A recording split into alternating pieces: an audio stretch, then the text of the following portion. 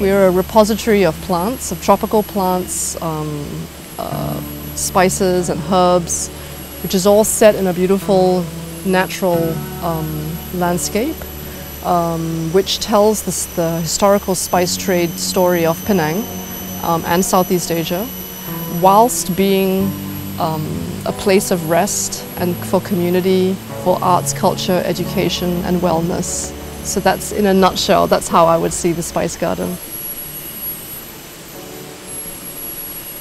We are in Penang. The north coast is the northwest coast of Penang Island, which sits on the peninsula of Malaysia. It's got a bit of everything really, of heritage and beach, and you've got your natural green hills and all the natural assets as well. So it's quite a complete island in that sense. My name is Katharine Chua, and I like to think of myself as the caretaker of the Tropical Spice Garden. Yeah. Well, I wasn't the founder of the Spice Garden. My old business partners, or actually he was first my old boss. This whole place was actually an abandoned rubber estate before, so it had been left unused for maybe 50 odd years. So David and Rebecca Wilkinson, they saw the potential in this land. The company that he was attached with then, which was a rubber estate turned oil palm estate management company, they saw the potential and they thought, okay, let's do this sort of tourism project. So they got it started, and that's how it started really. We first opened the gates to the public in 2003, and so I joined the team in 2004, and then we went into partnership with, so my boss became my business partner in 2010, and then my husband and I, we bought this out during COVID of all times in 2020. So 10 years later we actually took over fully, so it's been a real progression over the years. Kenny and I were so planted here, and this is what we've been doing for the last almost 20 years now. And although it was somewhat a sinking business during COVID, it came to a complete standstill, we still wanted to put our all into it and give this a real chance.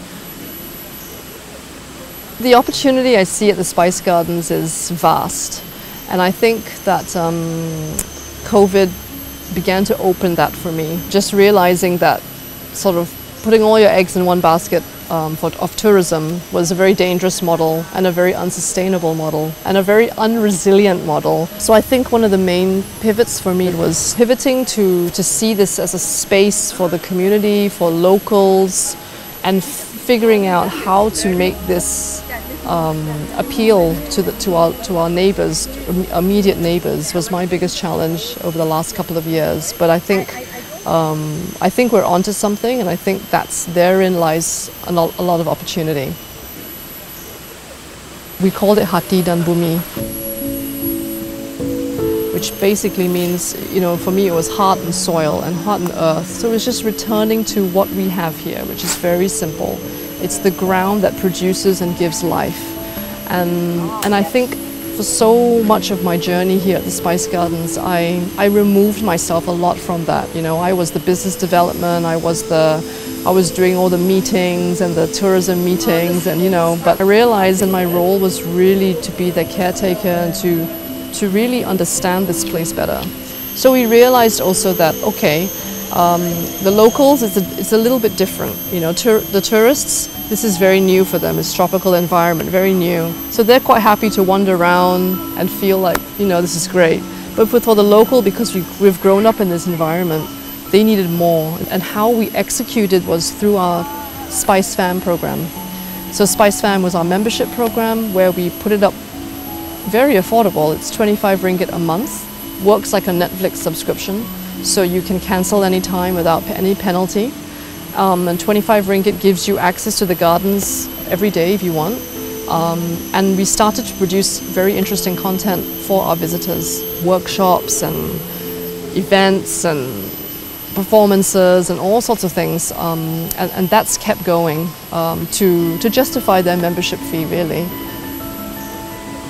So we've done a lot of exciting things over the last 2 years, you know, from yoga classes to farm to fork workshops with children, to microgreen workshops, to contemporary dance performances. We've had music events, we've had overnight camping for, you know, we've done a lot in the last 2 years, and that's been really exciting. We also got going with our community gardens, and so the community come to farm here on a regular basis now. So twice a week we have community coming. We have our wellness program starting in this month actually. So we've had yoga, we've had breath classes, and this particular series will capture nutrition and also essential oils, like how to use them, what are they, and how are they beneficial for our lives and for, you know, for general health. So a lot of activities going on, and of course our cooking classes. That's been a regular even before COVID, and now we just find that it's all picked up again, which is really nice, because hands-on cooking at the Spice Gardens has been something that we've carried for the last maybe 10 years. So I'm really happy that's a part of the business that came back. In hindsight, probably the most unique event we've had here was our 24-hour jam. And it was basically 24 hours of live performance. So we worked with Ida Reza, who's a contemporary dancer, and she's a wonderful, strong, passionate dancer, and she kind of led the whole thing. So a lot of it was dance-based, but you know, so all through the night we had dancers who stayed back, and they would take hourly slots just to dance throughout the night. But of course we also had music and poetry reading, and all that was also, you know, weaved in. But it was 24 hours of live performance. I think that was one of the coolest things we did, most unique anyway. What I like most about the gardens is the kind of bowl. It's like a natural amphitheater that it sits in, and the water coming through right in the center. So I like that when it was landscaped, it was designed with the fact that you can hear running water anywhere you stand in the gardens, and I like that aspect of the gardens. Yeah, this piece of land, the 7 acres that we rely on, it's a natural sanctuary, so none of the naturally occurring secondary forest trees were removed. But because it wasn't a disused rubber estate, we just cleared some rubber trees, mostly to allow the sunlight in, and we planted alongside whatever was occurring here. So we chose species that were more interesting, you know, the palms that were a bit more rare, certain flowering plants that could cope in this kind of jungle environment. And of course, the main focus being the spices and herbs also. So we were, you know, and so until today, we are still collecting wherever we can herbs, spices that we know have medicinal benefit.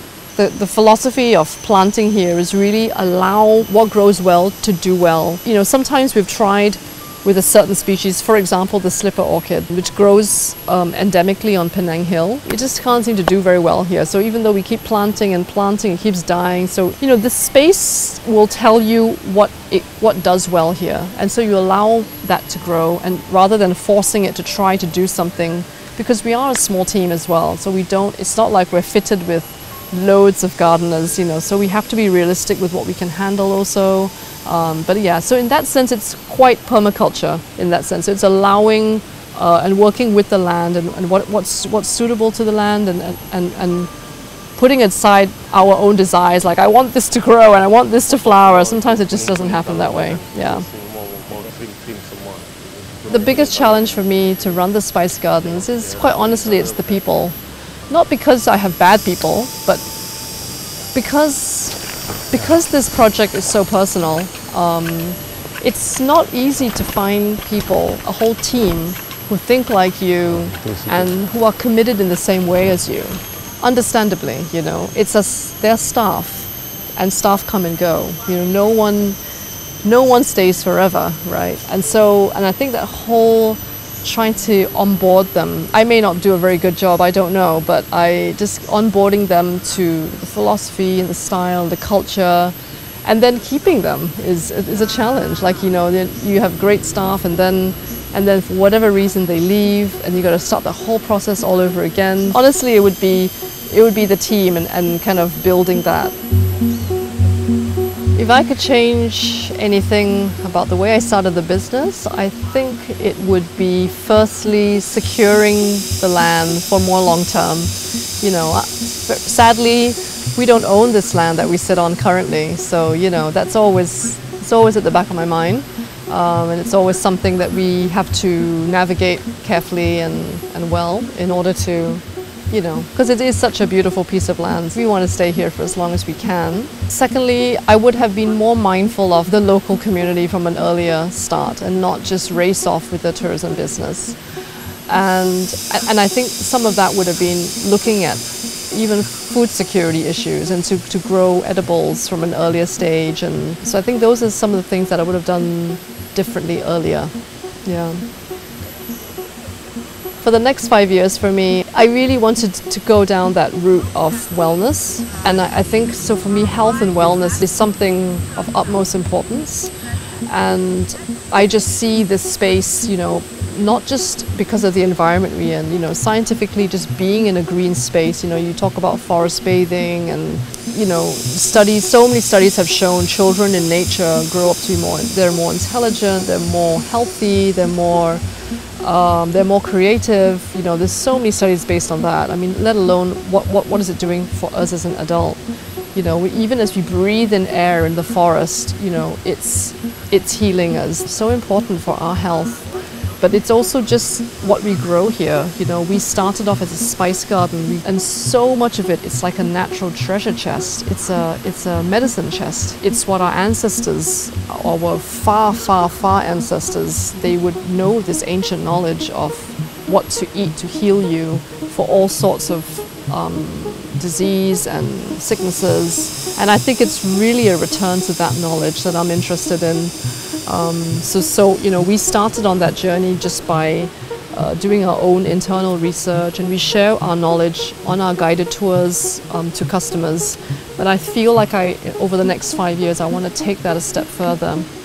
You know, if I think back to our original mission statement of the Spice Gardens, it was conservation first, so you're protecting what you have. It's education, so you educate what we have.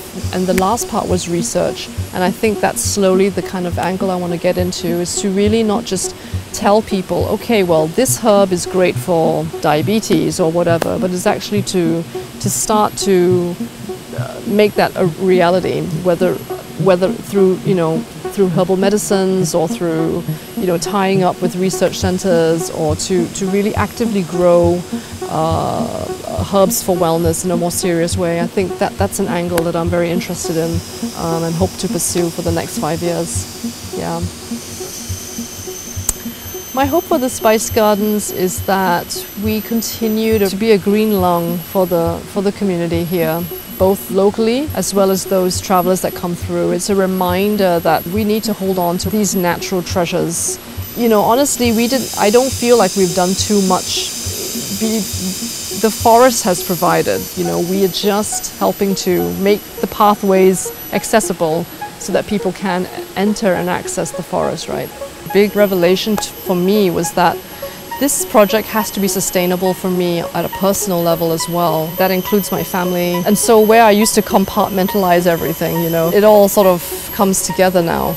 So the children spend a lot more time here. And so it has to work. And I'd love to hope, and I hope that I can provide that for the team as well. Because, you know, I mean, we only have one life, and just burning it all out at work for me doesn't make sense. And so it's got to work sustainably for everyone. It's got to be something we need to enjoy the ride.